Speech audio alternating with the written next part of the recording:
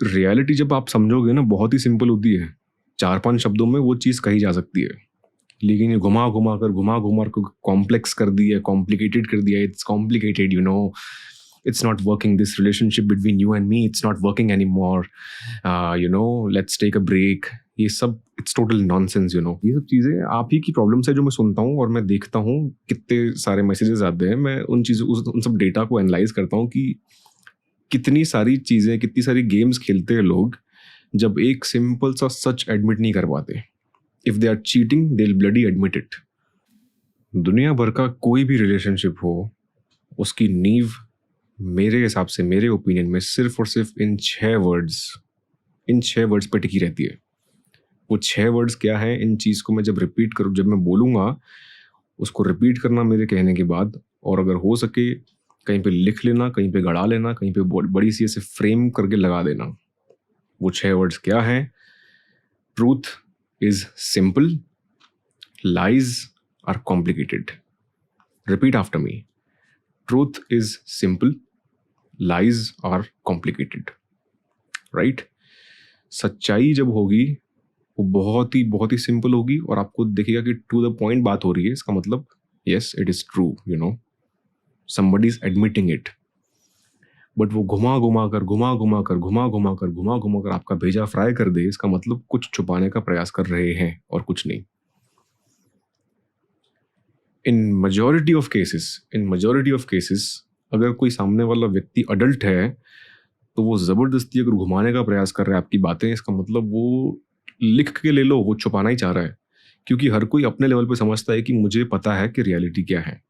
मैं बस ये एडमिट करने का करेज नहीं होता ज़्यादातर लोगों के अंदर, या फिर सच बोलने का करेज नहीं होता। Majority of the messages that I receive from you people, इतने लंबे लंबे पैराग्राफ लिखे होते हैं, वो मैसेज सीधा ही मैं अवॉइड कर देता हूँ। क्यों? क्योंकि उसके अंदर मुझे पता है कि आप इतनी लंबी चौड़ी गाथा गा रहे हो ना, इसका मतलब आप खुद भी अभी तक एडमिट नहीं करना चाह रहे। Simple as that. समझ लो कि किसी लड़की है, उसको ये कहना है कि यार मैंने चीट किया है। अब आप एक्सेप्ट करो मुझे या ना करो, वो आपके ऊपर है। ये कितना सिंपल है कहना।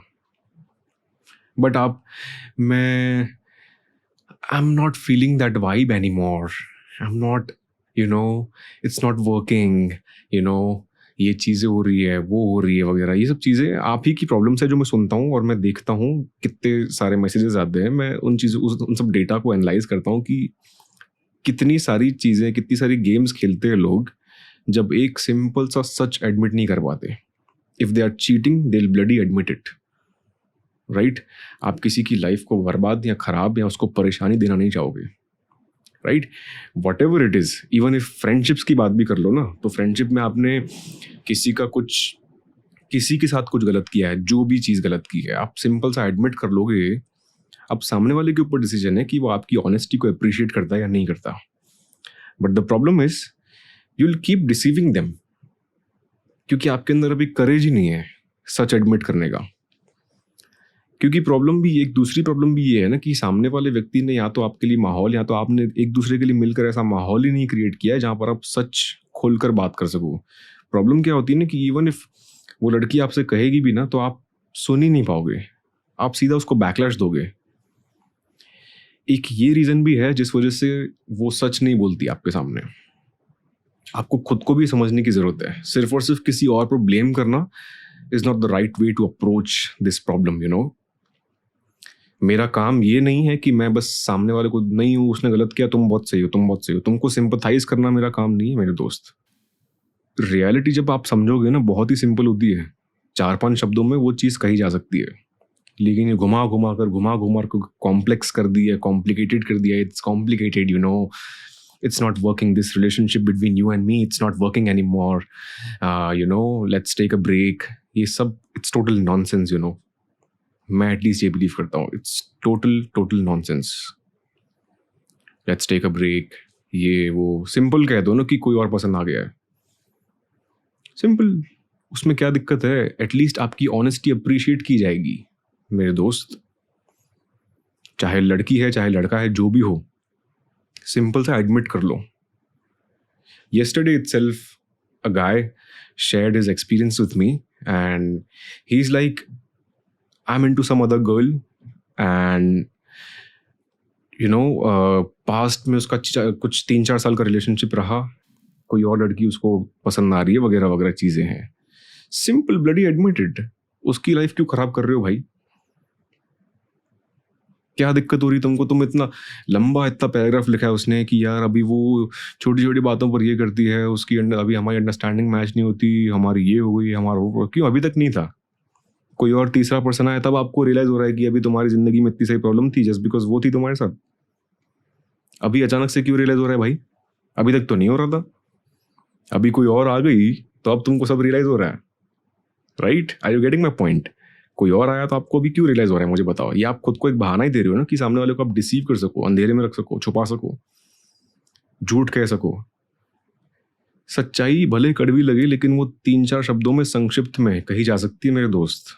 और उस चीज की मुझे लगता है कि कदर की जाती है, क्योंकि झूठ कभी ना कभी सामने आ ही जाता है. बेटर है कि आप एक अच्छे इंसान का कर्तव्य निभाएं. आपको समय लगेगा समझाने में, आपके प्रेफरेंसेस बदल गए हैं, नॉट अ बिग डील. हर किसी के प्रेफरेंस बदलते हैं with age, with time, with conditions, with situations. हर किसी के प्रेफरेंस बदलते हैं. ये मैं समझता हूँ, बहुत अच्छे से समझता हूँ मैं. बट एक अच्छी और एक बड़ी बात ये होगी कि आप एडमिट करें. सामने वाले की लाइफ खराब करना is not the right thing, अच्छी बात नहीं है. So it's always going to be better कि आप कम्युनिकेट करें चीज़ें कि यार देखो, सिंपल है, बहुत ही सिंपल है, मुझे और कोई पसंद आ रही है, and I might as well prefer going with her. वो आपको 50 सवाल करेगी, 50 तरह के एलिगेशन, ये वो सब चीज़ें होगी. वो आपका एक रिस्पॉन्सिबल व्यक्ति होने के नाते आपकी जिम्मेदारी है कि आप किस तरीके से चीज़ों को वर्कआउट करते हैं. या फिर इन द फर्स्ट प्लेस आपको खुद को पहले समझने की ज़रूरत है कि क्या आप ये जो डिसीजन मेक कर रहे हो, जो 4-5 साल का रिलेशनशिप है उसको तोड़कर आप किसी और के साथ जा रहे हो. सबसे पहले तो खुद टाइम लेना, कम से कम 1-2 महीने का टाइम लेना कि आप ये क्या सही मूव कर रहे हो या नहीं. गलती से भी आपने ये गलत मूव कर लिया, there is no going back. अगर समझो कि आपने जो नई लड़की से, आप नए पर्सन से आप मिले, अगर वो भी खराब रहा experience, there is no going back. Even if अगर आप जो पहले जो लड़की के साथ रिलेशनशिप में थे, आप उसके जाने का प्रयास भी करोगे ना, आप कितना ही मेहनत कर लो, कुछ भी कर लोगे, चलो भगवान का वरदान है आपके पास, आपका रिलेशनशिप फिर से पैच हो गया, उसके बाद भी वो चीज़ वैसी नहीं रहेगी मेरे दोस्त. समझो इस चीज़ को. इससे बेटर है कि लंबे चौड़े पैराग्राफ लिखने से अच्छा है कि 3 चीज़ें संक्षिप्त में लिख दो. और मैंने ये 6 वर्ड्स का ये जो मैंने स्टेटमेंट आपको बताया, इस चीज़ को अपना सिंपल लाइफ स्टेटमेंट मान लेना. दुनिया भर के किसी भी एस्पेक्ट में आपको काम करेगा, हेल्प करेगा. Truth is simple, lies are complicated. अगर सामने वाले व्यक्ति की बात सुन भी रहे हो तो उसमें भी आपको बहुत ही ज़्यादा कॉम्प्लिकेशन, बहुत ज़्यादा कॉम्प्लेक्स दिखे ना, सिंपल सा समझ जाना कि वो डिसीव करने का प्रयास कर रहा है.